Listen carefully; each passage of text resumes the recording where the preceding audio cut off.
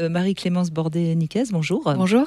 Vous avez écrit ce livre aux éditions Flammarion, On ne choisit pas qui on aime, parce que vous racontez dans ce livre donc votre parcours amoureux. Ça démarre comme beaucoup de jeunes filles avec un jeune homme, un dentiste d'ailleurs, hein, si je me souviens bien. Dans mes rêves, c'était un dentiste. Celui-là était musicien, mais j'aurais aimé un dentiste. C'était dans vos rêves, d'accord. Parce que oui, ça aurait fait un couple bien comme il faut. Exactement, qui répondait à mes rêves de petite fille, qui plaisait à mes parents, à toute ma famille, et qui me plaisait à moi aussi. J'étais très amoureuse. Alors, vous êtes issu d'une famille très catho, hein, n'ayons pas peur de le dire. Et puis, vous rencontrez tout à fait par hasard, je crois, sur un plateau télé, ou enfin, je ne sais plus, une femme qui s'appelle Aurore, qui est très différente de vous. Hein, oui, elle vient d'un milieu social radicalement opposé au mien. Elle a 8 ans de plus que moi. Elle aime les femmes, elle l'assume clairement. On n'a absolument rien à voir et pourtant, je tombe follement amoureuse. Vous en rendez pas compte tout de suite. Hein. Non. Ça suit tout doucement son chemin. Ça commence par juste un baiser, hein, je crois. Et puis, c'est au moment de la mort d'un de vos copains qui, lui, est homosexuel, que là, ça fait une prise de conscience. Hein, oui, il y a une réelle prise de conscience déjà face. La mort est un choc. En tout cas, quand on perd un ami jeune comme ça, c'est très difficile. Et en fait, ça m'a ramené à la réalité que la vie peut être courte. Et je me suis dit, j'ai pas envie. Si demain il m'arrive quelque chose, j'ai envie d'être avec la bonne personne. J'ai envie qu'on sache que ce n'est plus de ce garçon dont je suis amoureuse, c'est d'une femme. J'ai envie que les gens le sachent. J'ai envie d'être en phase avec moi-même, tout simplement. Donc ça a été un réel électrochoc. Et quelques jours après, j'ai appelé mon copain et on s'est séparés, après 5 ans de relation quand même. Et j'ai tout plaqué pour vivre ma vie avec Aurore. Et ensuite, il faut l'annoncer à vos parents, et vous imaginez bien que ça va pas être si simple, parce que pour vos parents, l'homosexualité, c'est le diable, quoi. Alors, le diable, peut-être pas, mais... Oui, voilà, pour mes parents, non, mais c'est en tout cas un sujet extrêmement sensible, c'est-à-dire que c'est quelque chose... ils connaissent, ils savent que ça existe, mais à aucun moment ils se disent que ça peut tomber sur un membre de la famille, et encore moins moi, surtout que j'avais toujours fréquenté des garçons jusque-là. Donc je savais que pour eux, ça allait être très très compliqué à encaisser. C'est lié aussi à la religion, parce que religion catholique... invite à tolérer. C'était avant le mariage pour tous, hein, avant les fameuses manifestations. Oui, on est en 2010 à ce moment-là, donc on ne parlait pas encore vraiment de tout ça, c'était une utopie. Mais pour eux, ils avaient une image de l'homosexualité qui était très réductrice. L'homosexualité, chez moi, quand on en parlait, on la voyait à la télévision une fois par an avec la Gay Pride, et puis c'est tout. C'est tout, on avait aucun. Et c'était des farfelus, quoi. Exactement, c'est forcément en voyant des hommes déguisés en religieuses sur des chars en train de s'embrasser, j'en entendais pas du bien à la maison. Voilà. Évident. Je crois que vous aviez déjà d'ailleurs subi l'homophobie avant d'annoncer votre homosexualité à vos parents. Oui, très rapidement. Je crois que vous le racontez à un moment dans le livre. Oui. En fait, quand je me suis mise vraiment officiellement avec Aurore, moi j'étais juste très amoureuse et je voyais aucun mal à l'embrasser dans la rue, à lui tenir la main, etc. Comme beaucoup de couples, en tout cas au début d'une histoire. Aurore, elle a 8 ans de plus que moi, donc elle savait que... De l'expérience. Voilà, elle me disait à chaque fois, non, arrêtons, il ne faut pas s'afficher, etc. Et moi je lui dis, on s'en fout du regard des autres. Et puis un matin, je l'ai simplement prise dans mes bras à un arrêt de bus. Et il y a une femme qui était là à côté avec ses deux petits-enfants et qui leur a caché les yeux et leur a dit « Arrêtez de regarder ça, c'est le diable, c'est mal, c'est dégueulasse. Ne regardez pas, ne regardez pas. » Alors, en fait, finalement, ça m'a pas blessée. Mais j'ai eu énormément de peine pour ces enfants. Parce que je me suis dit, ils avaient peut-être 6 ans ou 7 ans. Et je me suis dit, c'est terrible de grandir avec cette image-là de l'homosexualité. J'ai eu beaucoup de peine pour eux. Et je me suis dit, si un jour il y en a un d'eux qui est homosexuel, ça va être très très difficile. Mais on voit à quel point, c'est ce qu'on disait tout à l'heure, juste avec Monsieur Prévention, on voit à quel point l'homosexualité, ça va être aussi le discours qu'on a entendu dans sa propre famille, évidemment. Ah oui, c'est déterminant. Il y a énormément de gens qui sont homophobes, se disent homophobes, mais qui simplement n'ont jamais une image positive dans leur éducation. Ce que je dis souvent, c'est que l'homophobie, c'est de la peur. C'est de la peur de l'autre, c'est de la peur de l'inconnu. Et voilà, quand on a grandi dans un milieu où on a une image négative de l'homosexualité, quand on n'est jamais amené à fréquenter des homosexuels dans le travail, dans nos amis, etc., c'est difficile d'ouvrir son esprit. C'est pour ça que j'ai souvent beaucoup de tolérance pour ceux qui ont pu un temps aller manifester. J'ai eu, en tout cas, à cette époque-là, un peu de tolérance, parce que je me suis dit, mais moi, si j'étais vraiment restée butée dans l'éducation qu'on m'a donnée, si j'avais jamais rencontré des homosexuels au travail, dans mes amis, puis un jour Aurore, peut-être que j'aurais des idées un peu plus fermées que celles que j'ai aujourd'hui. Tu aurais été une Marie-Clémence coincée. Exactement, voilà.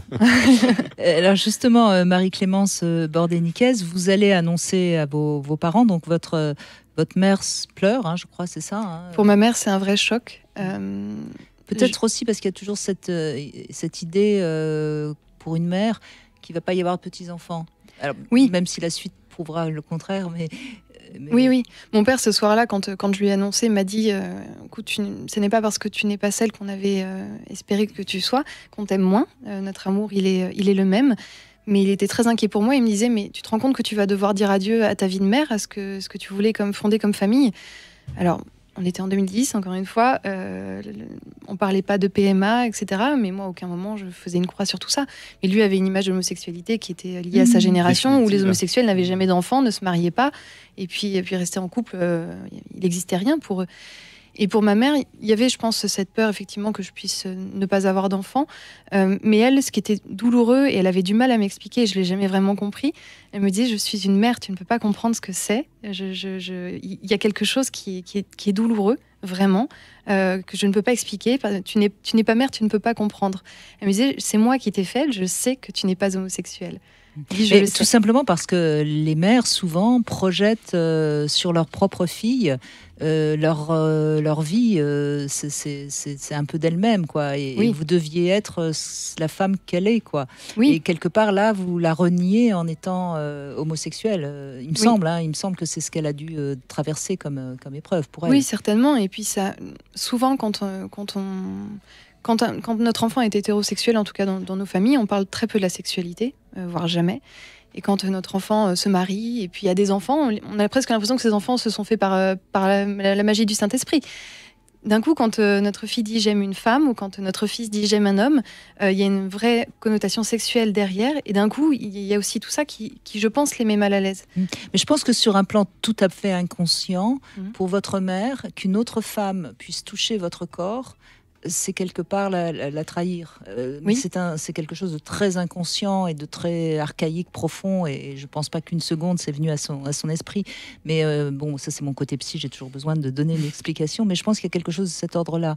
Et on le voit d'ailleurs pour les pères, c'est très compliqué d'avoir un fils homosexuel, et c'est pour les mères très compliqué d'avoir une fille homosexuelle. Alors que l'inverse, c'est pas vrai du coup. Absolument, oui, tout à fait. Absolument. Et je crois que c'est vraiment ce qu'on peut peut-être interpréter, mais enfin encore une fois. Cela étant dit, le pire, c'est les grands-parents, la fameuse grand-mère. Alors là, celle-là, c'était pas gagné. Hein. Mes grands-parents maternels sont, en tout cas, étaient très radicaux sur la question. C'était très difficile parce que j'entendais des discours à la maison qui étaient rudes à ce sujet-là. Parce que eux, vraiment, pour le coup, sont très pratiquants et le seul message valable est celui de l'Église et celui de la Bible. Il n'y en a aucun autre à valider. Donc, eux, en fait, on l'a caché pendant plusieurs années. Je me suis mariée sans qu'ils le sachent. C'était très difficile pour moi parce qu'on a vécu dans un mensonge général pendant des années. Je les voyais quasiment plus alors que j'avais une vraie relation avec eux avant. Mais j'osais même plus être en leur présence et leur mentir sur ma vie. De toute façon, vous ne pouviez pas aller les voir avec votre femme. Et puis, je ne supportais plus d'aller les voir sans elle, en fait. Je n'avais pas envie d'être à moitié moi avec eux, donc je préférais couper les ponts. Je pense que pour eux, c'était difficile parce qu'ils n'ont pas compris mon silence pendant quelques années. Puis un jour, ma mère leur a dit. Et ça a été très violent parce qu'ils me disaient que tu aimes une femme, c'est déjà extrêmement difficile. Ils ne comprenaient pas, mais que j'ai osé me marier. Pour eux, c'était un affront. Oui, parce que là, l'Église catholique n'a pas été très favorable au mariage pour tous. Hein. Ah non, pas du tout. Il faut bien le dire. Et là, on retombe dans ce dont on parlait tout à l'heure, les généralisations, omissions et distorsions, qui sont des moyens de protection des grands-parents de Marie-Clémence. C'est vraiment la manière dont ils s'accrochent, parce que ce sont des belles distorsions, tout ça. C'est tout sauf factuel. C'est une manière pour eux de trouver une forme de vraie stabilité. Et ce que vous leur présentiez dans votre vie, ça les a sans doute profondément, mais tellement profondément dérangés. Oui, ça a été vraiment douloureux. Il me disait, mais tu as changé, qu'est-ce qui s'est passé? Il me disait, mais dis-nous, qu'est-ce qui s'est passé? À quel moment C'était incompréhensible, en fait. Oui, il me disait, est-ce que tu en as parlé à un prêtre? Est-ce que je ne suis pas allée consulter un prêtre avant. Enfin, pour eux, ils me reconnaissaient plus. Ils me disaient, tu n'es pas celle qu'on a aimée. Ça a été très difficile. Et ils me disaient, Aurore, parce que moi j'insistais, je leur disais, mais rencontrez Aurore. Parce que pour moi, c'est comme ça qu'on fait évoluer les choses, c'est en rencontrant les gens. Je dis, rencontrez-la et vous changerez d'avis, vous verrez. Ils n'étaient pas du tout prêts à ça. Et donc, on est reparti sur 2 années difficiles de non-relation. De non-relation, voilà. Oui, parce que votre sœur se marie et comme ils sont là, vous ne pouvez pas venir avec Aurore, vous êtes obligé d'aller seule. Aurore a été absente de 2 mariages de mes frères et sœurs. Ouais. C'était très difficile. J'avais le sentiment je me disais, on a l'impression que je suis la grande sœur célibataire, alors que non, je suis en couple, je suis mariée, je vis avec une femme, et je suis obligée de poser seule sur la photo de famille. C'était très difficile de vivre dans ce mensonge. Et mon grand-père est décédé. Donc jusqu'au bout, on n'a jamais pu reparler de ça tous les deux. C'était très difficile parce que le jour de ses obsèques, j'étais enceinte, donc par une PMA, et je devais cacher ma grossesse. Ça a été, je pense, une des journées les plus difficiles parce que ma petite sœur était enceinte aussi, à peine 1 mois de plus que moi, et tout le monde avait la main posée sur son ventre. Et moi, j'avais un gros pull large pour cacher ce ventre naissant. Et ça a été très, très douloureux. Je me suis dit, là, ça suffit. Ça suffit parce qu'en fait, jusque-là, c'est moi que je cachais, c'était mon choix. Là, j'ai un bébé, et elle, cette petite fille dans mon ventre, n'a rien décidé de tout ça. Elle y est pour rien. Il est hors de question qu'elle vive cachée. Et donc ça a été un autre déclic. Puis ma grand-mère a eu accès, en fait, à l'époque, je publiais sur mon blog des extraits donc, de ce qui est devenu aujourd'hui un livre où je racontais toutes ces étapes-là. Ma grand-mère a eu accès à ce texte, quelqu'un lui a remis, je ne sais pas qui. Et puis elle m'a écrit une lettre où elle m'a demandé pardon. Et ça a été bouleversant. Elle a reconnu dans sa lettre, elle m'a dit qu'elle avait été trop loin dans ses propos avec mon grand-père.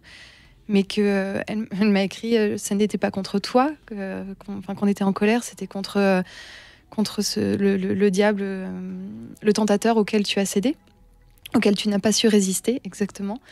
Donc en gros, elle maintenait ses propos religieux sur le sujet, mais elle se rendait compte aussi que juste j'étais pour rien. Il ne s'agit pas d'un choix, encore une fois, comme je le disais tout à l'heure très justement, on m'a souvent dit ton choix de vie, ton choix de vie. Je n'ai jamais fait le choix d'aimer une femme. Le seul choix que je fais au quotidien, c'est d'être en phase avec moi-même et de m'écouter. Voilà, c'est ça mon choix de vie, c'est de vouloir être à la bonne place. Voilà. Et c'est une histoire d'amour qui dure depuis déjà pas mal d'années et c'est quand même pas rien. C'est un très joli récit, ça s'appelle « On ne choisit pas qui on aime », c'est aux éditions Flammarion, et merci Marie-Clémence Bordeniquez d'être venue nous en parler et merci de l'avoir écrit parce que je pense que ça fera du bien à d'autres qui n'ont peut-être pas encore traversé tout ce que vous avez traversé. J'espère. Merci d'avoir écouté.